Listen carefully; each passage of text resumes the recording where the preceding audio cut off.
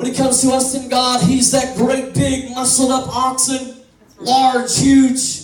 And we're that smaller oxen. And yet yoked up to Him. So He carries 99.9999% of the load. But we still have a part in it. Right? We still have a part.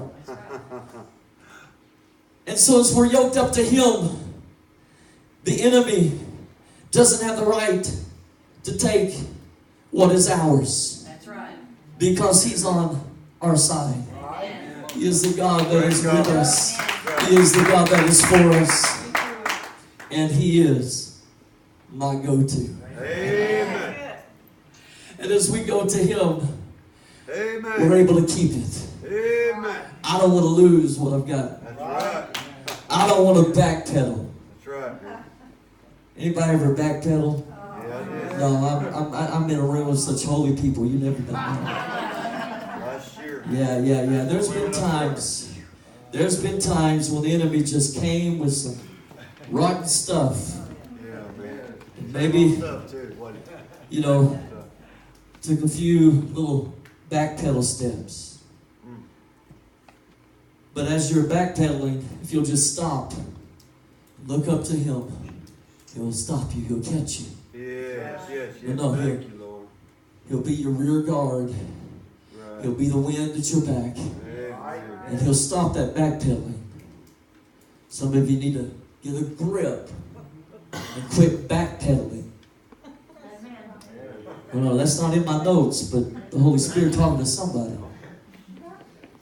And perhaps that somebody's your neighbor and they're not hearing me, so you tell them, quit backpedaling. Quit backpedaling. Come on, tell your neighbor. Scott, you need to tell them. Tell them, quit backpedaling.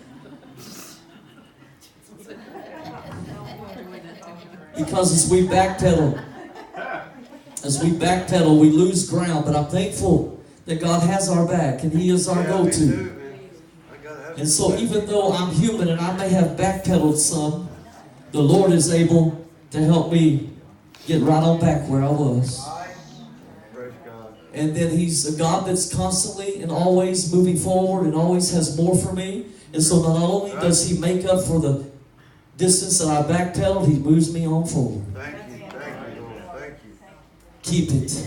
Man, hallelujah. Think about it, Lord.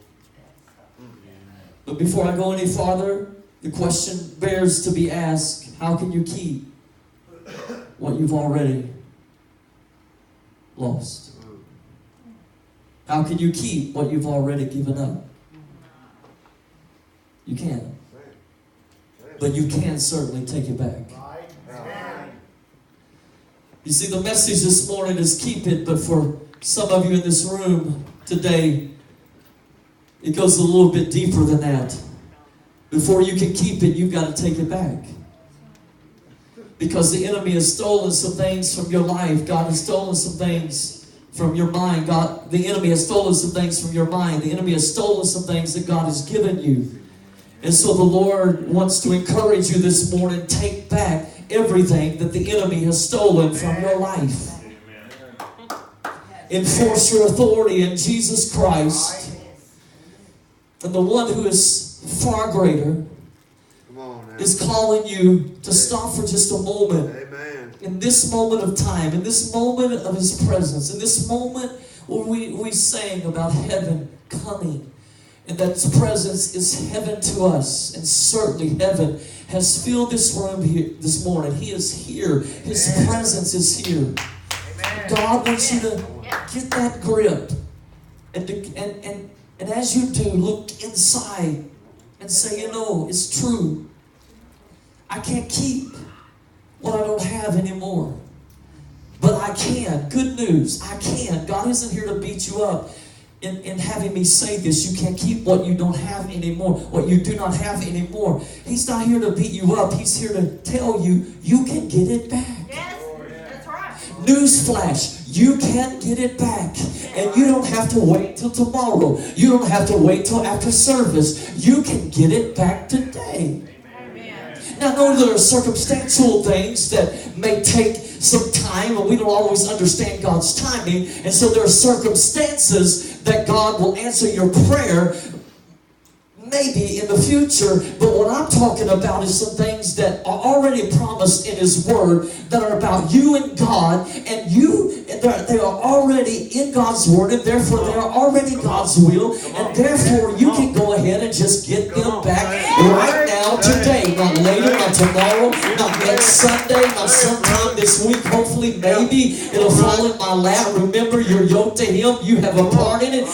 No. You need to be intentional. You need to understand you got a part in it. We're just waiting on God to do everything. No, I'm yoked to Him, and I'm going to get a grip and do my part. And my part is to admit, God, I can't keep some stuff that I've lost. I can't keep my hope because I've lost hope. I can't keep joy because I lost joy.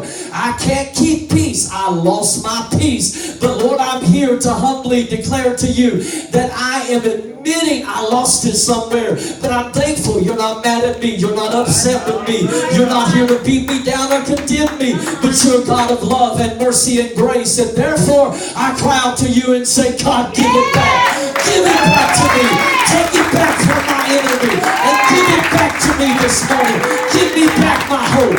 Give me back my joy. Give me back my peace. Give me back my promises. You see, that's just something that some of you need to take back. You lay down your promises. And those are those circumstantial things that in God's timing, because He did hear every prayer you prayed despite what the enemy told you.